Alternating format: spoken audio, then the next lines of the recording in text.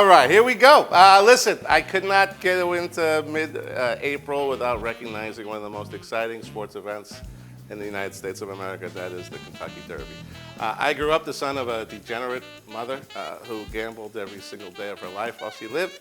As a young boy growing up in Staten Island, New York, if I was too sick to go to school, I had to spend my day at OTB, writing my name in the cloud of cigarette smoke that hovered over my head, coughing, choking, and sweating profusely. But there was Mom in her froth making her bets, and God bless her.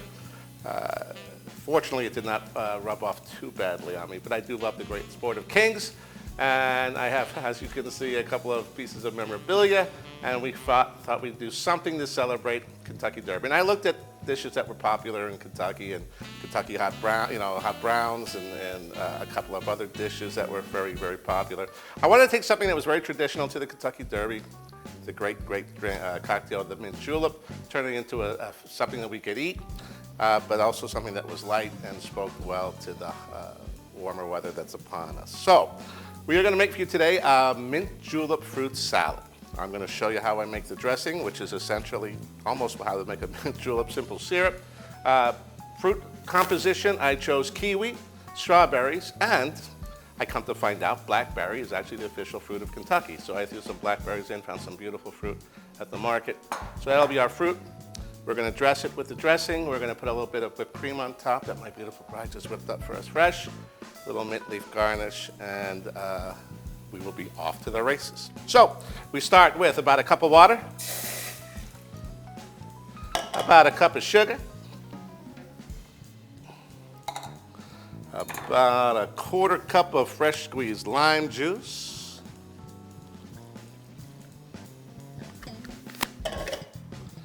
about a teaspoon of lime zest. So we'll just go ahead and have some fun with that. Hardest part for me to do this is not to drop the lime into the dressing. Wouldn't be so bad though. You always got to tap it. Most of the fun zest is caught up in the grapes. So there we go. Now just a little bit more. And then probably the most, well not the most, probably the second most important element to the dressing is fresh mint that we have picked, about a loose cup's worth. We're going to go ahead and put that in there. See a little bit on that. And we'll stir this up. Get the sugar to melt into the mixture.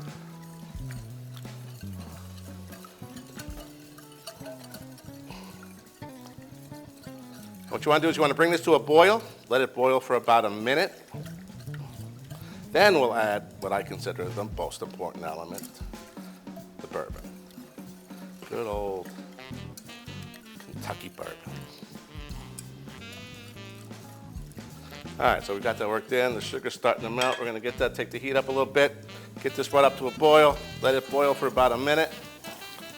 Add our bourbon, strain it, and our dressing, for all intents and purposes, is that how you say it, will be complete. All right, so this has been boiling. We've got about a minute under our belts. We're going to add just, listen, how much bourbon should I put in there, guys?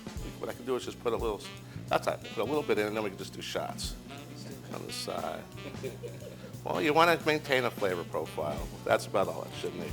All right? You want to maintain a flavor profile. All right. So this is boiled down, it'll reduce down, it'll cook down a little bit, everything will be worked in nicely. And then after that's been done, you're going to want to strain it. And you just basically can do that into any type of container or bowl. I'll go ahead and do that.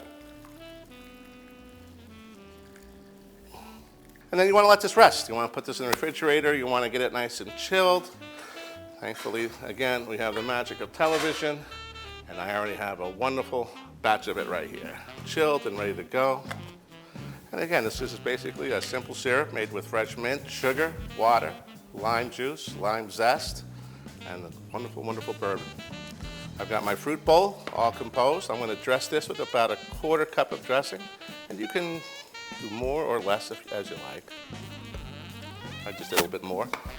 And we're going to go ahead and stir this all up nice. All right, so we'll just go ahead and fill these up nice.